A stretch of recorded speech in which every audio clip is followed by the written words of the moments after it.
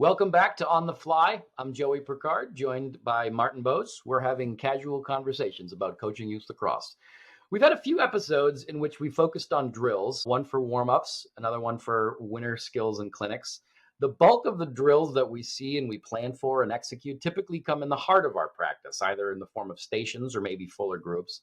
And while we'll dedicate a lot of time in future episodes for some of these important drills, we wanted to jump to the concept of scrimmage drills, drills that we typically save for the end of practice. Now, ending your practice takes some consideration and thought. On one hand, you want to tie everything together nicely, typically in a fashion that allows the kids to play and showcase what they've learned or what they've been kind of reinforcing during the station work.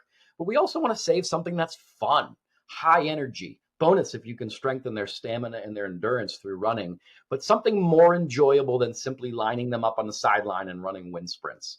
So enter in the scrimmage drill, a curated game or situational play that gets everyone involved, ties everything together with a big ribbon, and sends everyone home smiling, tired, and grateful for another solid practice with your team. So why don't we share our favorite drills and concepts, shall we? Sounds good. Let's do it. So before we jump into it, just really briefly, conceptually speaking, why do we want to end with kind of a big scrimmage type situation at the end of practice? Why don't we, for example, end our practices with line drills? Fair enough. Yeah. Well, first of all, like you already mentioned, you want to make sure that they finish with something fun, that they go home, they hop into their parents' car, like that was a blast. You want them to be leaving practice excited. Finishing with the game is a sure way to do that. I would also note rather for the, kindergarten, first and second grade level, which we'll talk a little bit about today. This doesn't have to be what you end with. This can be sprinkled throughout your practice. And we've even mentioned starting with some of these games, players are excited to show up to practice because they know they're going to do a game at the beginning. And then we can also weave in this concept of gamifying sort of everything, particularly for that first and second grade group. How can you turn a stick work drill into a game? How can you make it feel more fun? That's probably an episode in and of itself, but just to make mention of that from a higher level perspective, especially with the young kids, how can we gamify everything? And then I think to speak to the scrimmage type drills that we'll, get into a little bit in more depth today, when you finish with this, one practical piece of advice I just want to kind of start with is you got to give yourself more time than you think. I see way too many coaches write out a 75-minute practice plan and the last 15 minutes is set to be scrimmage, but they finish the station work and the water break and all of a sudden they look at their clock and they got 7 minutes left and they haven't even really started the game yet, So I like to encourage coaches, really try to allocate 20, ideally like 30 minutes because the setup and the first 5-10 minutes is going to be a little bit of a struggle to get players to understand what the rules of the game are and things like that. But I think it's important because we need to spend more time playing games at practice regardless. And it makes sense to sort of finish with that for most of our age groups because the natural progression of how focused are they going to be for skill development portions of practice, that's a limited time frame and energy sort of battery that you have with these kids, that if you're going to teach a technique and really focus on IQ development in your stations, you sort of have to do that in the beginning stages of practice. And then as they sort of start to get like, all right, I need to do something more fun, you've kind of got that game ready to go that we're building towards. And hopefully we've got a skill set that we worked on, some situational drills that happened along the way that then we can sort of focus in the application of it, finishing in the scrimmage. So we call them scrimmage drills because we're just kind of playing, and that's a really important element to it. But how often will we actually have a pure scrimmage, one in which you just replicate game day scenarios with substitutions, with face-offs or draws? How often will you do that? Almost never. Almost never. I like to use the word scrimmage because I think it's associated with like, this is going to be awesome. And I want to keep that association.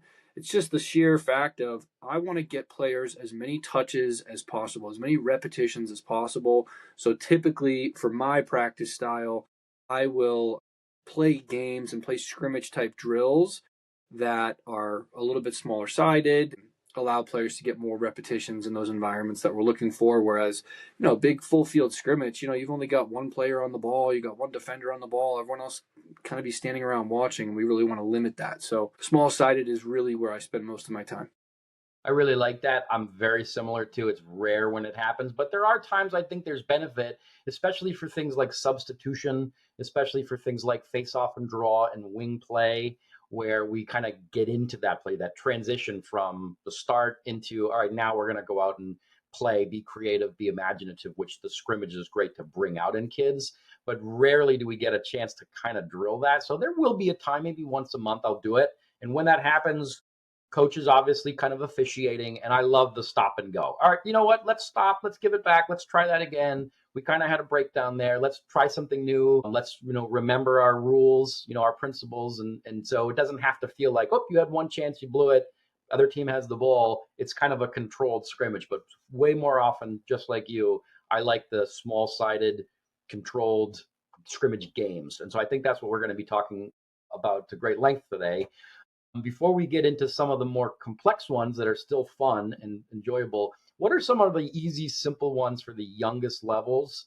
The K, the one, the two, maybe even three, four, that are more game. Like I really want to use the word game, and not lacrosse game, but just game.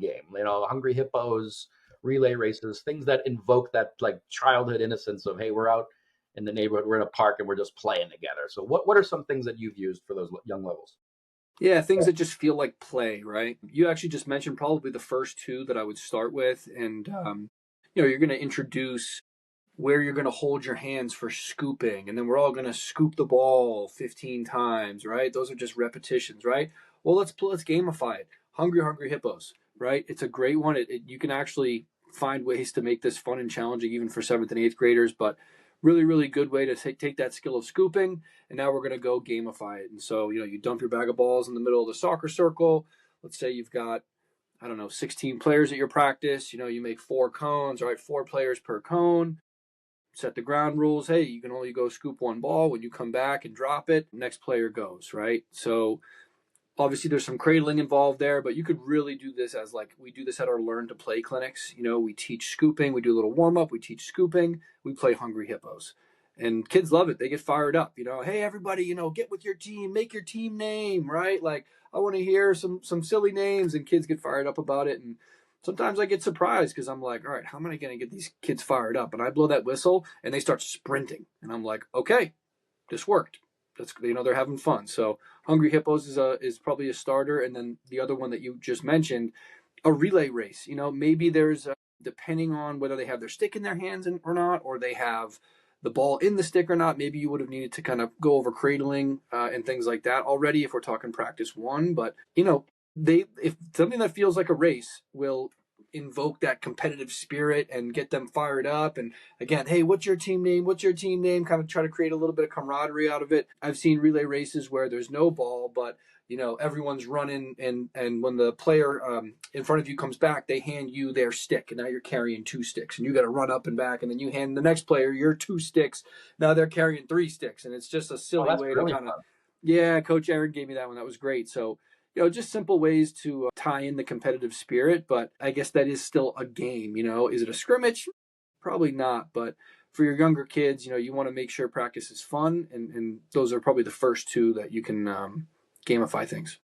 Sure. So when I think of relays, there's lots of different ways you could do it. I'm just trying to figure out what are some of the variations of it. I've done it. I think what I love most about the relays is it really is a great way to reinforce the cradling. So even if you just have a coach in the middle of each, lines field, they have to a point A to point B to get back to before the next kid goes.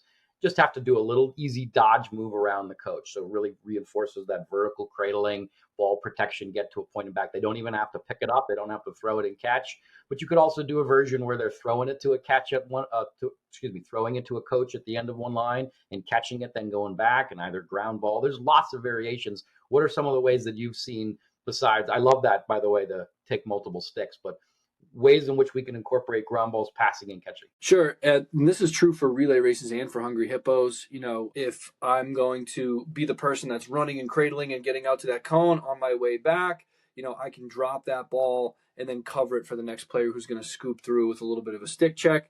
There's I would say the other one that's low hanging fruit is I want to teach cutting early. So what I'll do in both of those environments, Hungry Hippos and in relay races, is I'll have the player who's next in line, next to go, they have to do a little bit of like a V cut, and then that player can either roll it to that person or pass it. And if it's the really younger age, I might just have them roll it, right? So, hey, I want to see you kind of jab step your left foot. I might have to put another cone out there so they really have an idea of where to go. But instead of just drop the ball and go, it's no, you have to cut to this open area. You're working on a little bit of footwork, then you can scoop and start your relay race. So I tend to, I like to really emphasize cutting and defense just because those are the athletic skills for lacrosse. So that's where my mind goes. What about you? And I love that you added in the concept of footwork too. My most successful drills are one in which you can compile a whole bunch of different skills in once. It's not just go out, pick up a ground ball, run back, but pick up a ground ball, cut, do a little footwork in it as well. If you can build 3 or 4 things, it puts together a complete picture. And I think that's what we're trying to ultimately get these kids to understand, that it's not just a victory to get the ball when you pick it up, when you scoop it. It's now you have to create offense out of that. So it's step 1, step 2, step 3. And the earlier we can teach that, the better. So relay sounds fun, and these kids don't even realize that they're putting all these skills to use. But all of a sudden, they're going to start associating picking it up and making a cut and finding open space and moving it quickly. And these are just natural tendencies that are going to serve them really well later on. So it sounds like, hey, we're just doing relays, we're having fun at practice, but we're building serious lacrosse skills at the youngest levels. That's kind of how I do relays. The other one that we do in town, my town, at the really young levels is sharks and minnows. That's kind of an easy one. That's when you have a big group. Our town has a really big group. So we have 135 boys playing on the same field at the same time. And so I always like to joke, yes, I'm happy to do Hungry Hippos, but we need the ambulance and EMT standing by ready to go, because 135 boys with sticks and helmets wanting to test them out it can get a little messy. What I love about it is it's a relatable drill that the kids don't have to have ever played lacrosse to know sharks and minnows. If they've ever been in a pool before, every other sport has some version of it, and it's really great for that ball protection and that running. All they're trying to do is, as a minnow, get to the other side and don't lose that ball. And then, it usually starts with coaches as the sharks. And, we try our best to make sure we remind our coaches, you're not playing anymore. This isn't your opportunity to cross-check a 6-year-old and create a yard sale situation. Simple little poke check, even just facing in front of them can cause some of these kids to lose the ball and they turn into a shark. So if it's light and easy, I think it's a great drill, and it gets a lot of kids running, and you do that maybe 4 or 5 times back. And I think it's a pretty successful one. Yeah, I would just add a little bit of context to that one. It's also called fishy fishy for some coaches. Yep. One helpful tip to sort of limit the slashing that might take place is, what you do is you can be a shark as a coach if you so choose, and then you can kind of pick 2 or 3 sharks. Kids are going to be like, I want to be a shark, I want to be a shark, right? So you rotate who that gets to be.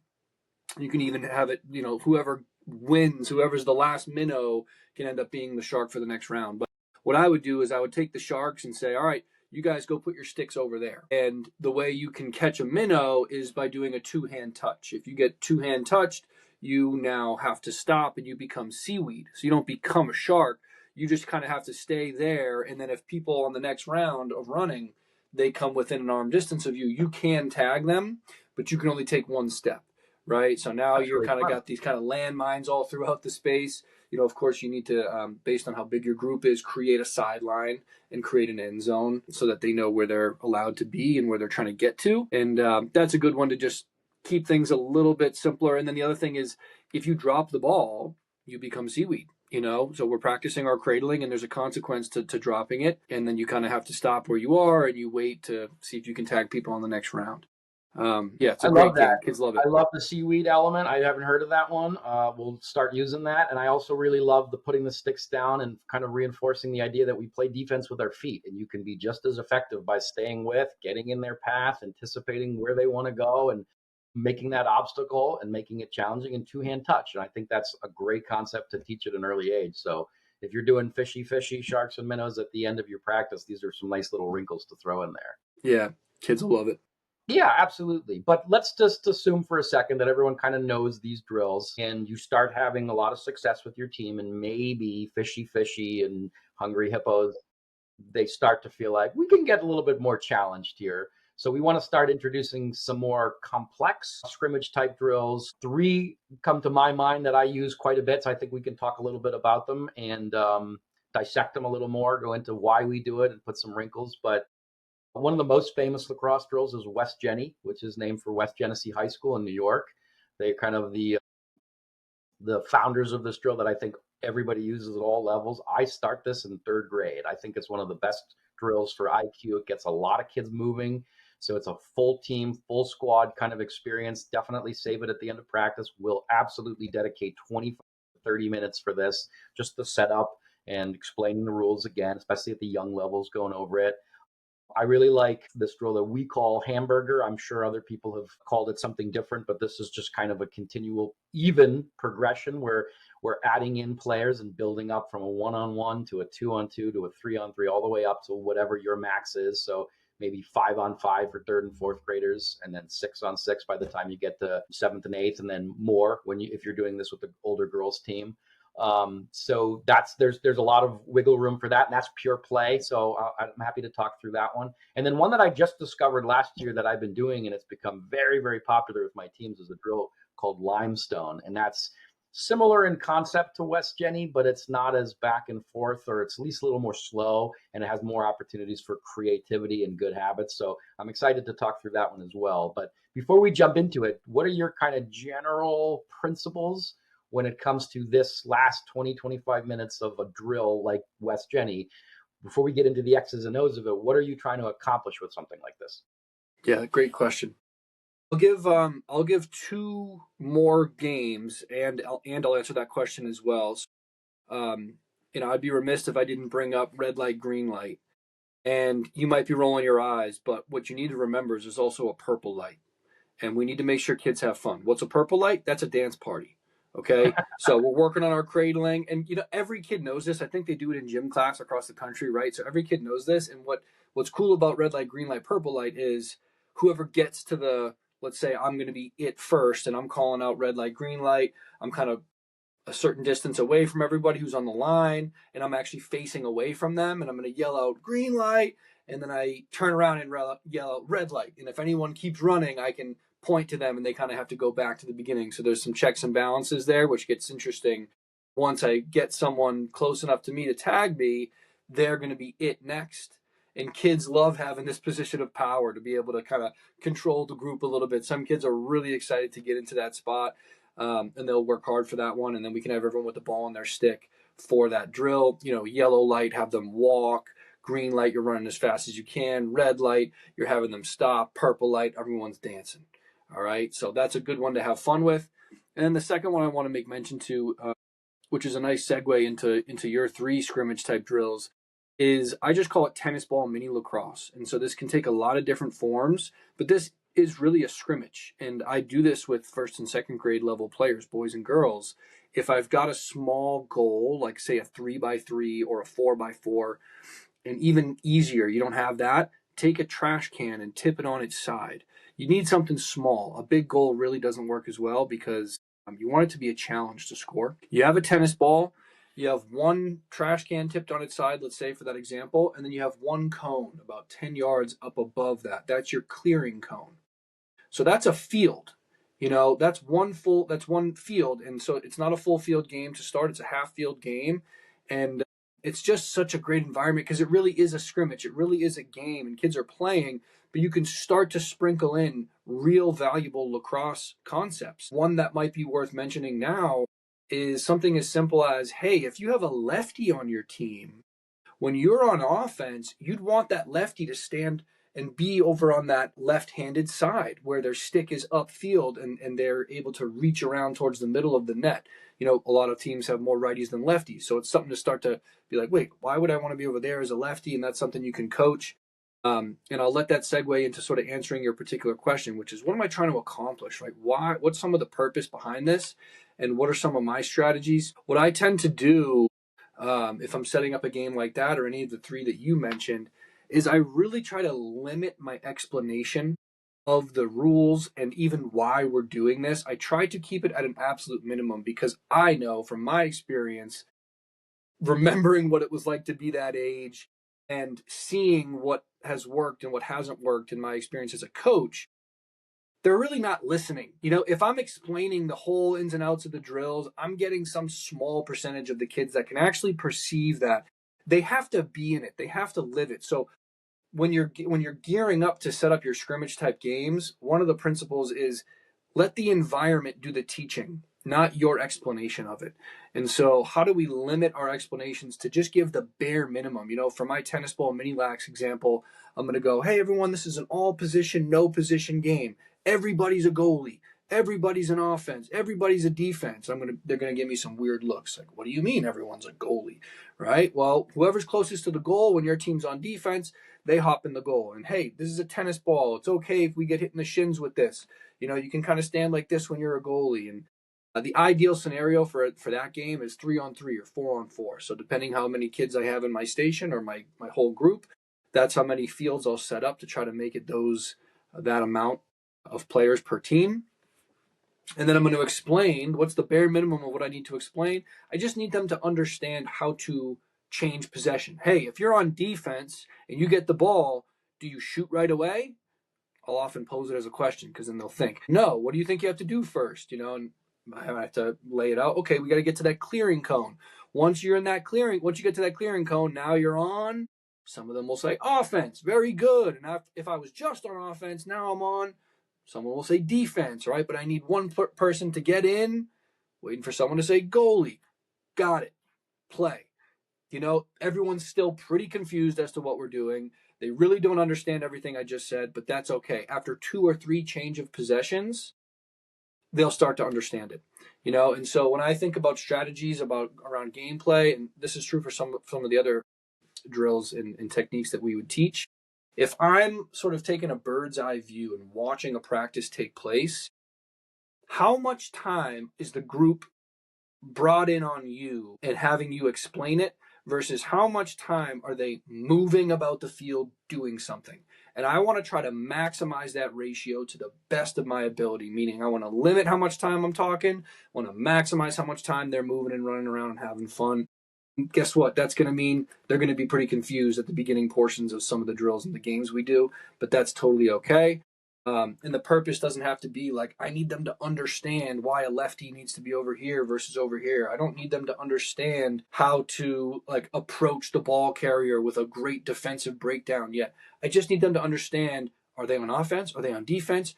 Offense tries to score. Defense tries to stop them. Go, play. Let's see what happens. Run, run, run. And then you can take moments and stop the game here and there and introduce one little simple thing and put in a coaching cue. But I really, really try to make that my North Star of limiting explanations with the purpose being I want to maximize how much time they're moving and playing. And how much thought do you put into picking this last drill based on what you were working on already? Are you trying to tie it in at all? Or is it, hey, those skills are going to naturally come out in any form that they're just kind of playing? Is that something you'll curate, or are you just going to say, hey, you know what? We haven't done Jenny in a while. Let's do us Jenny. Yeah, it's probably a little bit of both. But I do put some thought into the context I give because, in my belief, I could weave any of the techniques and drills and focus points that we worked on into that tennis ball game that I gave you.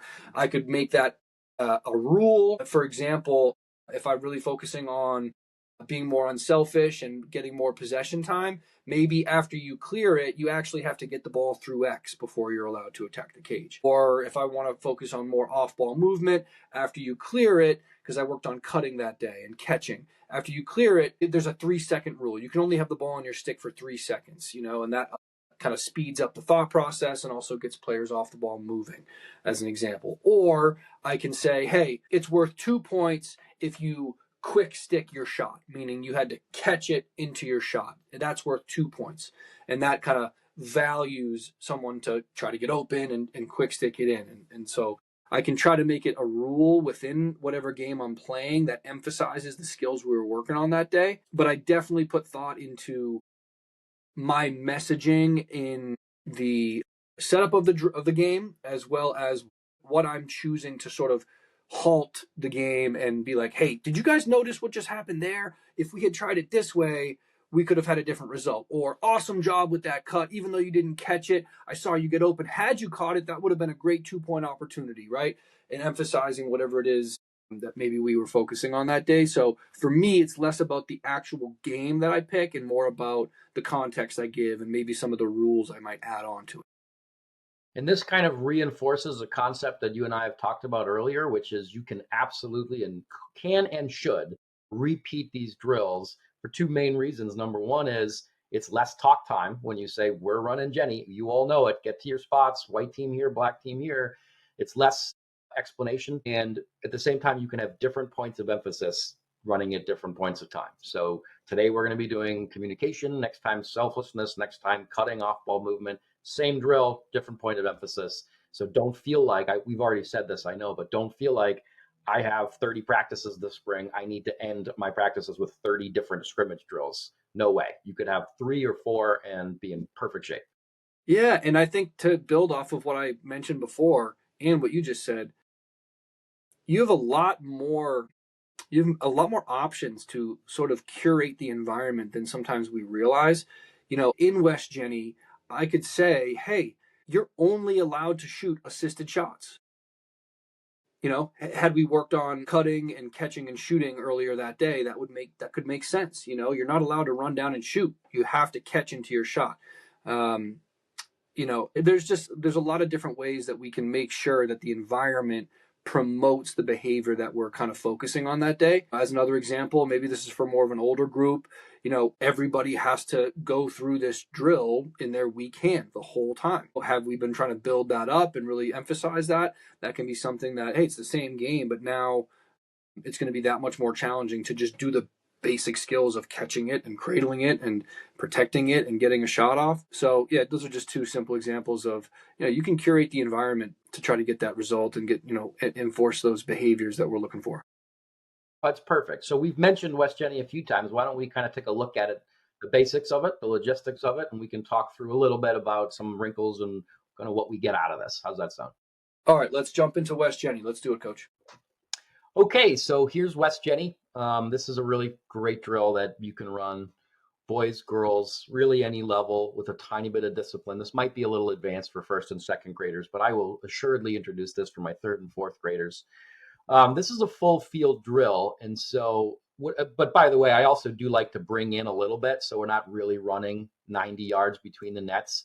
But when I say full field drills, this is something you're going to want to use your full space for. You're not going to use this as a station. This is going to be, even if you bring the nets in a little bit.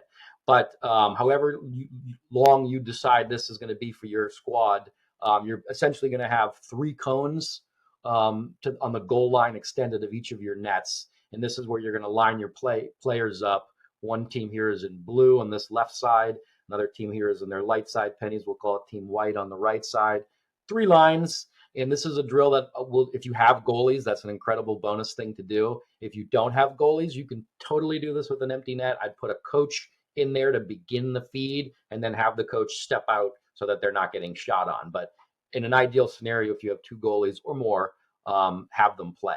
But one team is going to start with the ball. So hopefully you can see the animation. That's going to be my goalie in white on the right side of the screen. So that means that the blue team is going to start off in defense. So 2 players come out, and this is really the only kind of start-stop time. After this is going to be a continuous drill, back and forth, 3-on-2, fast pace. So the formation that these 2 defensive players are in is either stacked, or we can call it an I formation, but they're not too terribly far north of the goal. We're not having them extend out to the box or to midfield. That's too far up. But one's on top. And one thing that I really encourage early on more than anything is the communication. So saying, I have ball, I'm on point. That could be one of 2 ways of saying that. And the player behind saying, so I'm on your back, I'm behind. So they're establishing themselves in a perfect I formation position. One of them is going to be responsible to stop ball. The other one is going to be splitting themselves between 2 points and kind of following that pass, trying to get over and mitigate the shot. And what's going to happen is 3 players from this white line, not including the goalie's going to feed them. They're going to come down the field and get into essentially a very quick 3-on-2 scenario. So the goalie's going to start that off. They're going to pass it around. We're going to eventually get it into the middle. What you just noticed there, this is a quick tangent, but a lot of times the goalie is going to throw it right to that middle player to come down. I have been in the habit of having it extended out to one of the side wings first, because that kind of does replicate what happens in a game. A goalie's typically going to look for one of his defenders on to banana out in the wing. So that's a good habit to get into, is to let that goalie kind of look right or left. But then that player will quickly get it to the middle, and we're bringing this ball up in the middle of the field. The other two players you'll notice are going to get into a pretty good shooting area. Sometimes we call this the islands, maybe 7 meters up, 7 meters out. But as you mentioned earlier, we want to kind of have them in the good habit of having their sticks upfield. So this player here, goalie on goal side left, great opportunity for a lefty to get their stick in their left hand. Great opportunity for the one down here, goal side right, to have theirs in their right hand upfield. That way they're catching it on the outside, turning around and getting a better, higher percentage shot closer to the top of the net, as opposed to sneaking in a worse angle on the side. But they're in a really good position where they can catch it and either shoot or make one more pass for a shot. But this player with the ball is going to be coming down and really fast paced. The whole point of this drill is it's a quick strike. So they shouldn't be walking. They want to really replicate the fact that these fast breaks that will happen in a game, they're kind of short lived. We're not really going to have 20 seconds of, hey, we have a 3-on-2 advantage. That's going to be closer to 4 or 5. So we want to impress upon these kids, come down quickly, draw in that defender, and let's try to get a pass and a shot or a pass shot. And that's ultimately what they're going to come down here and do. They're slightly drawing in that top defender. They're making that first pass. That back defender just realized that the ball's going to the left, so that's where they're headed. And astutely, this player who caught the ball made one more pass, because as you notice, this top defender didn't really move. A lot of times we're teaching these defenders, go stop the ball, force that pass, but then you have to come back and recover, because if you just do part one, what do we have here? We have a wide open player down here in this side right position who has no defender on him, is making a pretty easy high percentage shot on the goalie. But one way or another, there's lots of ways that this 3-on-2 can play out. As coaches, we're trying to reinforce the quick strike and not, hey, let's settle, let's roll back. You want this to be quick, quick, quick. And that way the action continues. And just for a basic logistics of this, how this works, the defenses, when their possession is done, so coach typically will blow the whistle either after a shot is scored or saved, or if the ball sails after a shot, maybe to the end line, or if the defense can kind of cluster and get it and maybe get the ball on the ground and it turns into a scrum, that's another good time to stop it and reset. So the defense is going to come out. The player who touched the ball last, so usually that's the shooter, but that could also be somebody who throws an errant pass. But typically speaking, it's the last person to touch the ball. And by the way, great opportunity for the coaches. You have a lot of coaches. One of them is designating the role and position of kind of announcing, Jimmy, you touched the ball last, you're out. So that last player is going to come off the field and all the way down the side back to their original cone. The other remaining players now have to turn into the defense. So they are sprinting back into that position. Now they are in the exact same position our blue team was in to begin with, in that I formation, as 3 new blue players are going to come in after a goalie feed. And they're going to essentially do the exact same thing that the white team did. And they're going to come in and do a 3-on-2. Last person to touch it gets off. Other 2 come down. And this is just a constant and continuous 3-on-2 situation. So Marty, I just threw a lot at you just in terms of the X's and O's. I talked a little bit about some of the strategy behind it, but what are some of your first initial thoughts as to what makes this such a great and effective drill? Oh, kids love this drill, man. They get fired up for it, I'll tell you. So I'll add 2 things to this. One is a concept that'll help coaches and players in any transition environment. It's just a good way to think about how to give the defense a little bit of encouragement and guidance. One way you can tell that the defense is doing well is that the offense has to make more passes. So in a drill like this, if they have to make more than 2 passes, that's probably because the defense was hustling and working back and they had to, move it around a couple of times, right? So any transition situation, the defense can hang their hat on, hey, they had to throw the ball 5-6 times in order to get that shot.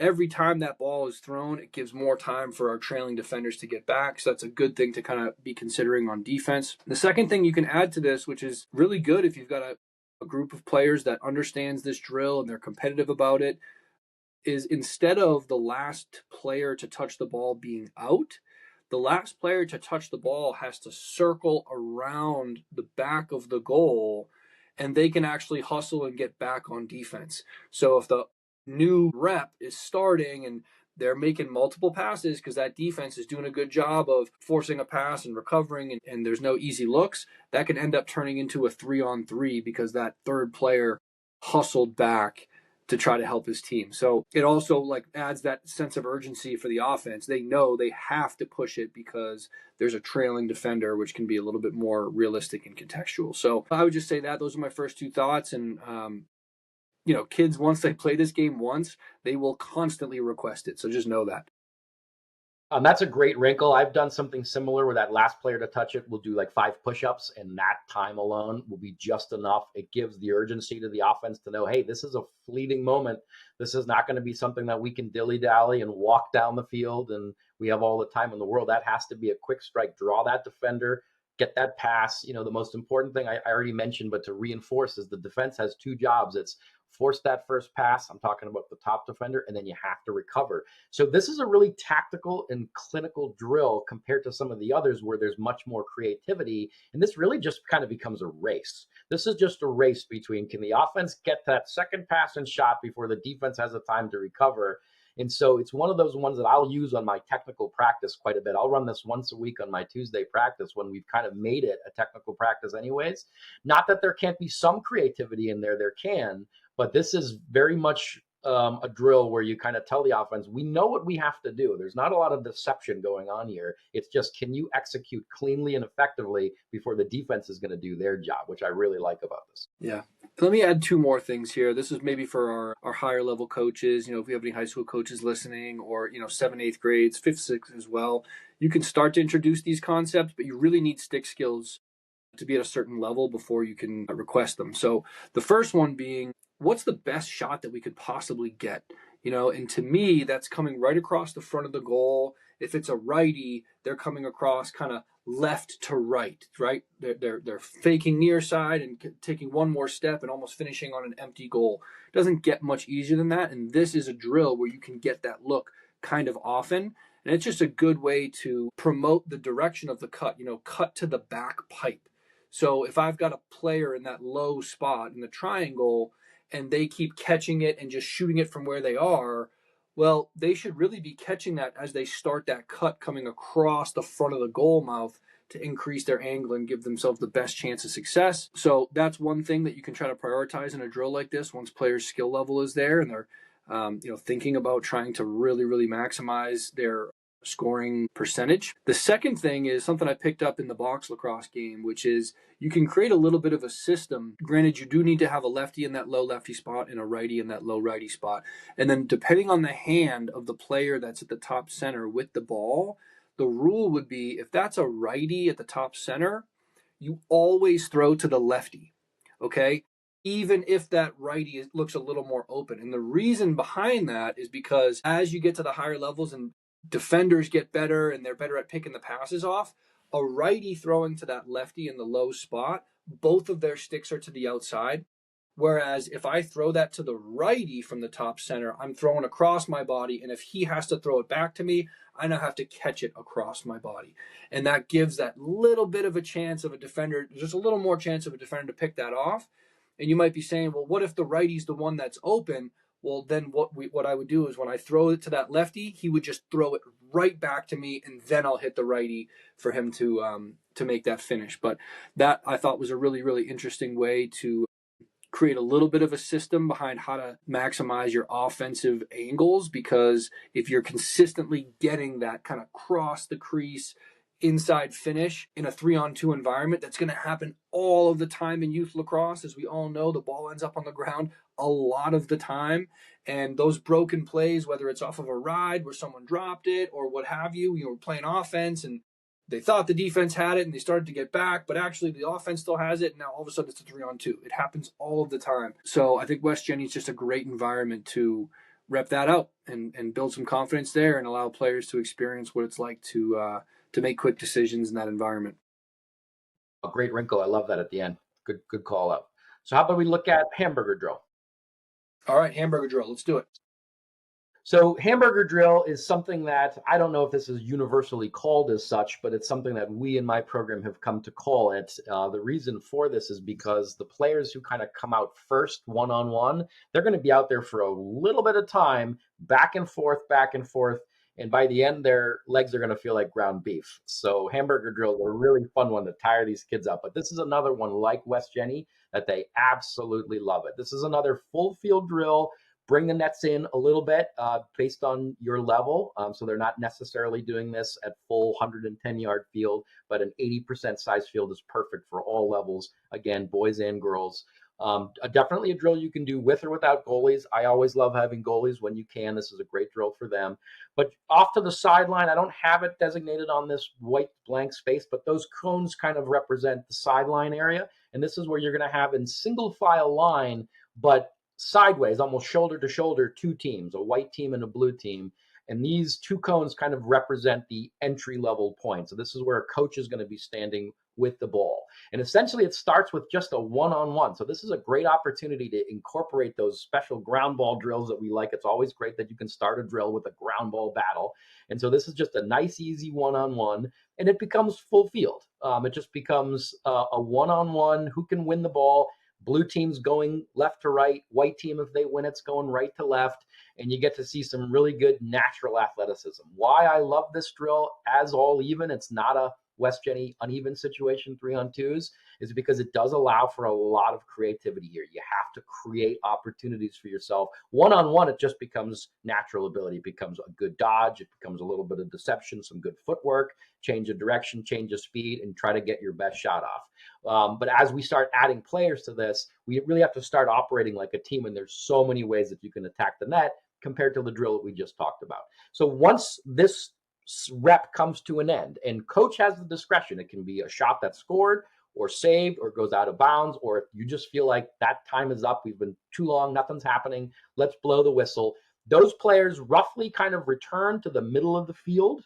They put themselves in a good position for the next rep, but the next two kids step up, and they are going to be the ones who are going to go after another one-on-one ground ball. And typically the way we run this is only those two players can go after the ball. So the other two have to stay patiently and wait, almost as if they're in the restraining box waiting for that release whistle. This is still a one-on-one ground ball battle, but depending on who wins it, and this time it's the white team that wins it, now we have a 2-on-2 going the other direction. So these two players are now going to work together. They're going to create opportunities for themselves. This is just one little example of how two kids against two kids, evenly matched up, can create space, off-ball cutting, maybe set a pick, maybe wrap it around, maybe dodge in an isolation. Again, there's lots of creative ways. This is one of many drills where let the kids play, don't overcoach it. The coach's role here in this drill is to kind of determine when we're going to stop, when we're going to add new kids in. If there's a goalie and he just saved that, I might let's just say, hey, clear it. And now the blue has an opportunity 2-on-2 to come the other way. So you can make these as fast or as long and drawn out as you would like. But again, you blow the whistle, next group, everyone kind of resets. Same exact concept. New two kids are coming in. They're fighting for the ball. White gets it again. And what do? They're trying to attack the net together. So again, lots of ways we do it. In an ideal scenario, I'm just kind of showing you the general shape. I don't think these guys are playing it out anymore for the rest of this, but we'd like to generally see a triangle as best we can, although that's sort of a starting formation. After that, they can switch places. They can do a bunch of different things, but a triangle is a nice formation. Then we do it again, 4-on-4. This time blue's going to win this one. What shape do they take? Typically speaking, a diamond. And so if they can get into a nice diamond shape, ball spread out, that's a half decent man defense for the white team here. They're just going to play this out. Play it as long as you want. Have it stop, have it continue. But as you can tell, this first two kids that were out there, they're still out there. And they're starting to feel it. They're starting to say, when is this drill going to end? So I typically will end it at 5-on-5. You can go all the way up to 6-on-6 or more, but that's a lot of huffing and puffing for those first two kids. They are really battling it out. Here's a 6-on-6. And by the way, when this ends, when you do get to that final number, You blow the whistle, everyone comes off to their line, and you start fresh with 2 new kids. So you could, in theory, run this a lot. We just did this literally on Sunday night for the full hour. We do an hour of scrimmage, and we just did this. We stopped at the halfway point for some water and to go over a couple of things that we were seeing as coaches, some coaching points. But this is a fan favorite. Kids absolutely love it. You can get a lot accomplished, and it's just pure play, and it's even play, which I like to see because this has really true a scrimmage feel to it, and it forces that incredible creativity that's a must for this level. And so that's the hamburger drill. Love it. Love it. Yeah. So I have one question. My first question is, in the West Jenny drill, when the ball hits the ground after sort of, we've started the 3-on-2 and like someone like throws an errant pass, I sometimes have a really short leash on that. I'll kind of blow that whistle right away sometimes and just be like, up, going the other way. Me too. Do you have like a much longer leash with a drill like this? I know you said you might let them play it out sometimes, but let's say it's the 2-on-2 and, blue wins the ground ball and it kind of looks like it's going to be a productive situation. And then they just drop it and it turns onto this 2-on-2 scrum. Do you have like a set amount of time that you like to wait, or is it a little bit more than West Jenny, but you kind of have that ready to go too? Or will you blow it and just say, hey, blue ball, and continue that 2-on-2 or reset it? How do you think about that? So it's definitely lasts a little longer than Jenny in terms of a rep, but I like to vary it up. And I also will use to my advantage if one team is dominating. If every single time the white team tends to be winning that ground ball battle and blue just feels like they're always on defense, that's a perfect opportunity for me to say, okay, white just got a shot on net, whether it was scored or saved, clear it. So clear is my way of saying this drill's continuing. I'm not blowing the whistle yet. And that will give blue an opportunity. They might not have won the ground ball, but they can at least come down. If it's evenly matched and I have a lot of kids in line I'm trying to get in, these are shorter reps. I kind of have an internal clock of about 35, 45 seconds at most. Once we kind of get into that 45 seconds and not much is happening, let's blow the whistle. And then that's a coaching point. Hey, let's try to make something happen quicker. I liked earlier how you kind of threw in a rule that says you have 3 seconds to move it. This is one of those drills where you can implement that. If one kid's kind of, or a couple of kids are holding on to it too long, they're waiting for the field to set up, kind of giving them that little wrinkle of you have 3 seconds to move it. That's going to force and generate some creativity in there, which is really important. So there's not a simple answer to that other than coach's discretion. And sometimes it's going to be a quick down strike. Great, new group in. Sometimes let's see how this happens. That was, we got a great 3-on-3 going on here. I want to see more of it. Let it play out. And I also like to surprise them. I don't like it to be predictable. They don't know when coach is going to blow the whistle. So they always have to be ready to go from defense to offense, from offense to defense. So just one of the magic things with being a coach and its whistle is you get to kind of control that stuff. Right. I love this game. This is a great one. I think it's a nice progression from West Jenny too. Settled play is going to look a lot different than a transition situation like West Jenny. So now you actually have the chance to see what one-on-one defense looks like, and I think this is another good plug for what we talked about earlier with, hey, if we just worked on help defense, and you really want to focus on having the slide defender, the help defender, be focused on the timing of that slide, maybe you do several reps where you only go 1-on-1 to 2-on-2. And when you do that 2-on-2, your focus as a coach is on that second off-ball defender sliding to the ball carrier when they dodge. Or maybe you just build up to 3-on-3 every time because, you worked on West Jenny, you worked on some of those angles and those triangles, and you just continuously go 1-on-1, 2-on-2 to 3-on-3. And by week 4, week 5 of the season, now you're building up to a 5-on-5 or a 6-on-6, depending on your age level. Maybe you don't even get to that point, right? But it's fascinating what you'll see from your players once they are really feeling pressured. And it's just different in a settled environment like this, right? Like the game itself is going to feel really, really more like a scrimmage in this hamburger drill. Whereas West Jenny, you have a lot of hands-free time on offense. And in this hamburger drill, you might not have really any. It's like the moment you have the ball on your stick, you're going to feel pressure from the defense. And so now you're going to start to, see and hopefully start to develop some of those dodging and stick protection skills that maybe weren't as relevant in West Jenny. You don't really want players to dodge in West Jenny. You're going to need players to dodge in this drill. So I love the different focus, and I love how you can kind of add different wrinkles to this. Just to give one more example, maybe again it's for an older group. If I've worked on two-man games, pick and rolls on a certain side of the field, I might draw an imaginary line or actually make a line of cones down the center of the field. And so when I do those 2-on-2 reps, you have to stay on one side of that cone. So you have to operate on one half of the field as one example, right? So yeah, just a little wrinkle you could throw in there.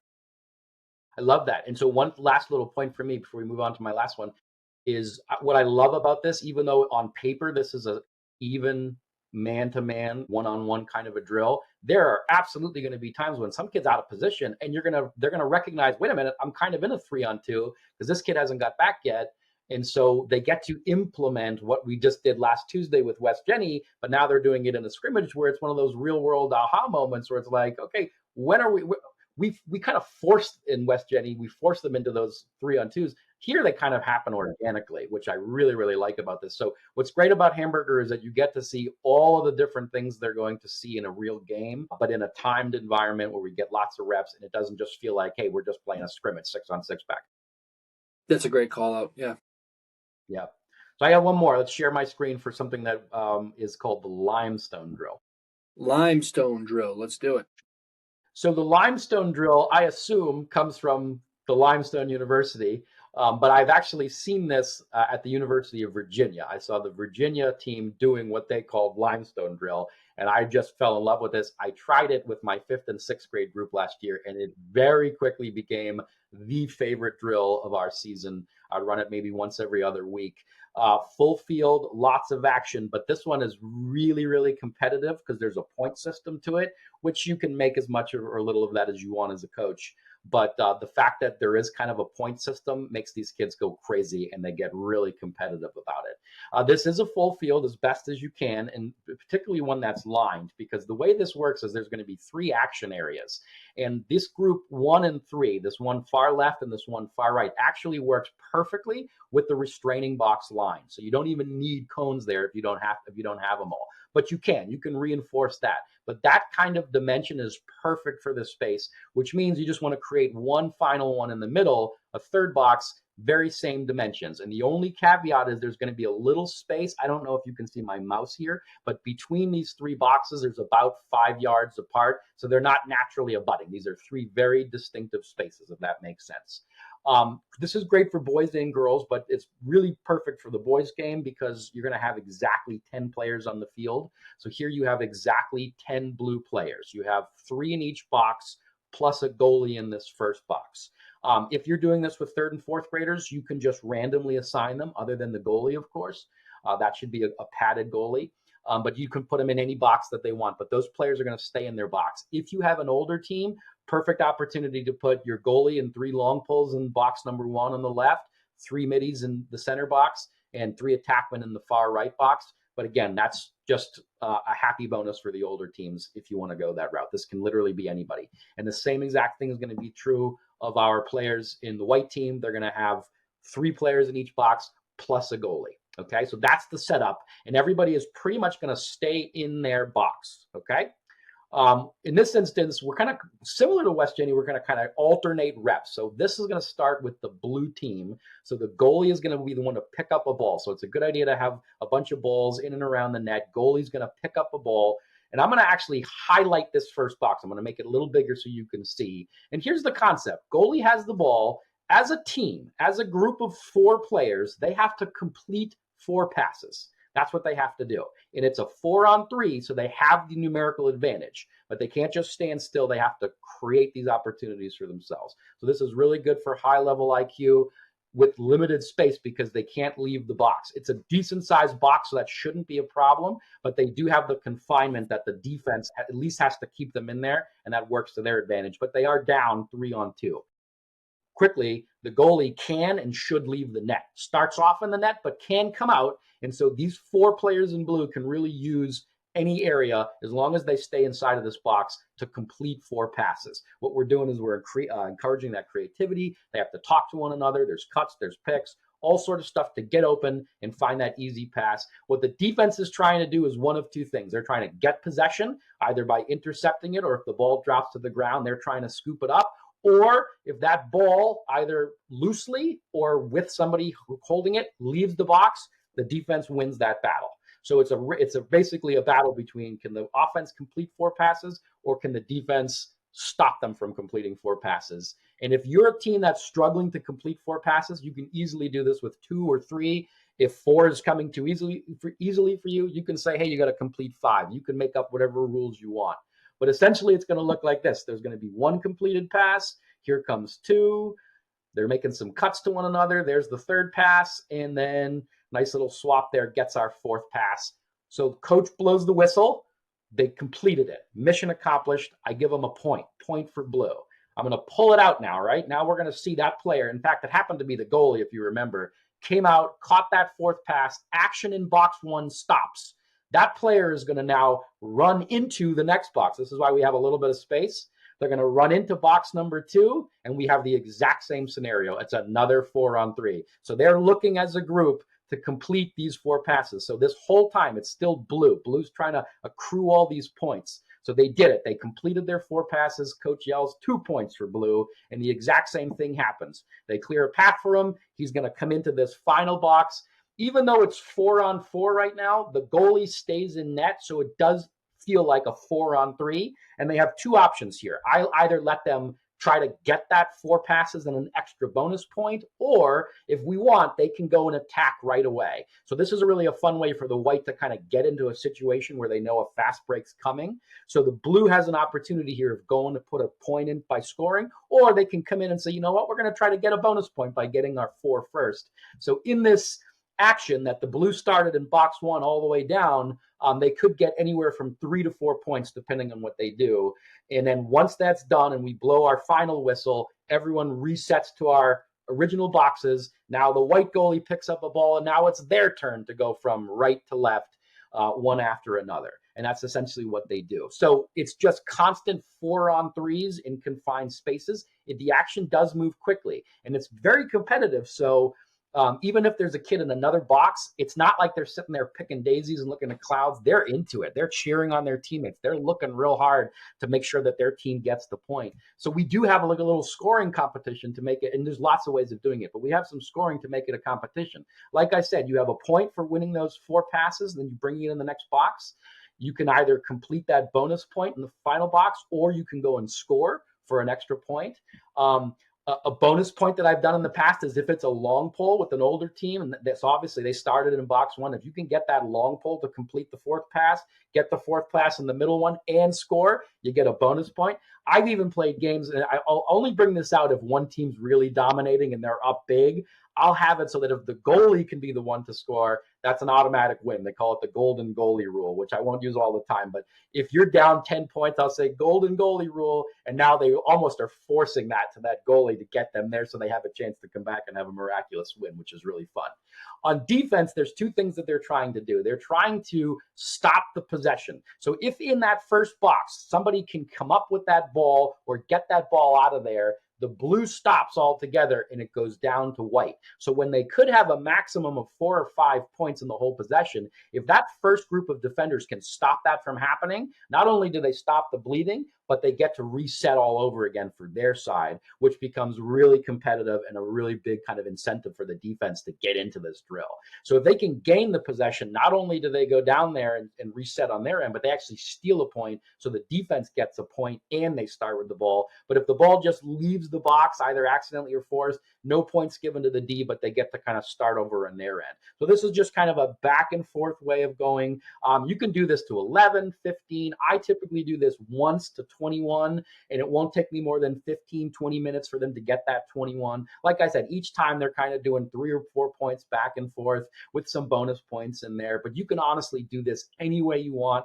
You can score this however you want. The fact that there's any points at all, these kids just love it, and they're just so competitive, and they're cheering for each other, and it's creative. But as a coach, you're watching and you're saying, there's some really good lacrosse happening right now because we're in a small space and we're working on tons of passes, and they're cutting and they're getting open and they're working together, and it's just a really great drill. I've seen this done by an exceptional college team, Virginia, and so the quality of that was amazing. And I said, I wonder how this would translate to a youth drill, and it worked out great. The kids were crisp.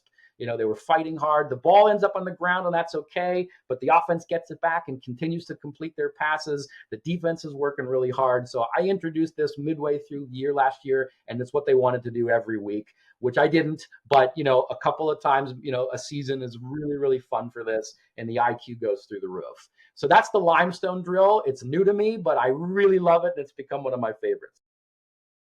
Oh, I love this. I have a couple of comments here. One is this kind of feels like a structured keep away to start. Yeah. It's got the context of the full field, but really it's like, hey, can you complete 4 passes in this confined space? And that's like one version of a keep away drill, which is just amazing for handling pressure. Is not freaking out when you get under pressure and remaining calm and taking those extra 2 or 3 steps and making sure your hands are free when you throw it to your teammate. The other thing I love about this is it kind of changes the mindset of, scoring isn't just about getting the ball in the net. Like completing those 4 passes in that space, like it's an actual point.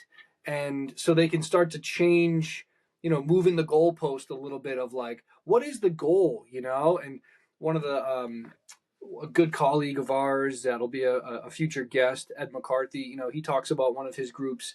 He would just try to complete 100 passes, in a practice, and that would translate to the game. It's like we're not even trying to score goals; we're just trying to complete 100 passes today, and they happen to win 15-6 because they're just passing, and that's the goal, and they're changing the narrative around what it means to be successful. I think this is a great drill for that. The other thing that I love about this, I think, can be really helpful for players and coaches around creating culture and some of the camaraderie. Like when someone shoots the ball and scores a goal, was it not just as valuable for the goalie that made the save and the outlet pass, 6, 8 passes ago? And was it not just as valuable of that cut that one player made to then get open to complete that 4th pass? And, was it not just as valuable that, they bobbled the ball and the ball hit the ground and someone had to box out and scoop that ground ball that then led to 2, 3 more passes that then led to that shot? Like that ground ball is just as valuable. And I think this is a drill that allows players to see that. Like every phase has value, and it all ends up leading to hopefully a quality shot. But, that player that gets to say, I scored that goal, like everyone else that led to that was a part of it. And I think this is a cool drill to kind of highlight that. That's so funny you say that because I've always looked at it from the other way. Whenever I have a new goalie that I'm trying to work out, and sometimes their fear is not getting hit by the ball. It's I don't want to be the one to let the goal in. I'll always tell them this goal is on our entire team. You just happen to be the last one involved, but our attack gave it up on the ride, and then our middies, didn't get that ball back. Now our defenders had a role in making sure that shot came at you. Now you're just one part of it. And so that's on the entire team. But the way you just said it, we flip flop it. We always celebrate. Well, we don't always, but we celebrate the goal. That guy who scores the goals in the record books for getting credit for that. But that's a team goal, just as the other one was as well. So what a great idea is to say, listen, you got a point just from getting it out of that first box. That's a big deal in lacrosse, just getting it out of our zone. Now we have the midfield area. Who can win that midfield area tends to go on and have a lot of success. So that's why we spend a lot of time worrying about ground balls and possession in that mid area. And then we get it into the offensive area too, that you wouldn't have even had this opportunity if it weren't for those other 6 players on your team getting it to you. So what a great idea. Right. What a great concept. Kids love it. It goes really fast. It's just one of those great drills that I saw. I said, I got to try it. And it was a major success. So I wanted to pass that along. Yeah. I mean, I'm imagining once a group understands the game and they're kind of like getting into it and competitive, maybe this is for 5th, 6th grade and above, that they're like getting excited about it. Like I'm imagining, the goalie in that example, the goalie cuts up field and catches it and he gets to move into the next box and you got the whole sideline like, yeah, let's go. And it's like they're cheering for a clear. That's a huge win as a coach. That's amazing. 100%. We can really, really encourage that. And I love this. I'd never seen that before. So thank you for sharing it. Oh, yeah, it's one of my favorites. So that's all the ones that I have for scrimmage. That's a lot to play with. You have your pure scrimmage, you have your games like Hungry Hippos and relays. And then once that becomes maybe a little something the kids want to be challenged, we have a couple of wrinkles here between West Jenny, one of the most famous ones, and Pure Hamburger for me is just play. It's one of those where you can control it. You have different scenarios, gets the kids excited, tired, fun, team versus team, points, limestone, very similar to that. So these are lots of options a coach can use to end their practice and check all those boxes. We're talking about putting everything that we've learned at practice to good use and play, that creativity. There's a lot of running. The theme that we didn't really talk about is all of these scrimmage drills have a lot of running elements. I always love to. I talked earlier about not having everybody line up on the line to end your practice with wind sprints. I like to hide the running in plain sight. We're going to run today, but you're not going to know we're running. We're just going to do it in the drill. So anytime I can make this field longer, roll a ground ball out 20 yards, not 5, anytime I can add elements where they're building up that endurance and that stamina, that short speed, that long speed, those are great elements too. That ends it, and they're loving this. This is a great way to end it. Team wins, they cheer, you come in. What did we learn today? Did you all have fun today? Great, we'll do it again next week. You couldn't ask for a better way to end your practice. So hopefully we gave you a couple of things that you've seen or haven't seen, and you can try this season. And this part of the practice is an important one to make sure that you're putting a nice ribbon on the end of your practice. Love it. And I'll just add one more in here. I made mention to it a little bit, but keep away games could be an entire episode for us. There's so many different ways we can slice and dice it, but when you don't have lines on your field, or you don't have goalies, or you don't have a goal, like, you can basically create a square with cones, or you can you could utilize a crease. If you have that line, you could utilize a crease and do 2-on-1s inside that area. You can create point systems similar to your drill where, you get a certain amount of points, or you get a certain amount of passes rather. But a keep away environment, I like to start with a ground ball. It's kind of like a cross between a game and a scrimmage. It's somewhere in between. And you start with that ground ball because don't assume that if it's a 2-on-1 keep away drill, don't assume the team that has 2 players is on offense, right? That the player by themselves could end up winning that ground ball, and now the team of 2 gets to practice double teaming, right? And you can scale that up to a 2-on-3, a 3-on-2, 4-on-3. I'll probably cap it there, but handling pressure and being in tight spaces and handling getting pushed a little bit and scanning the field and protecting your stick and taking a few extra steps with the goal of maintaining possession. Like, that's what the keep away drill is. And then you can add different wrinkles.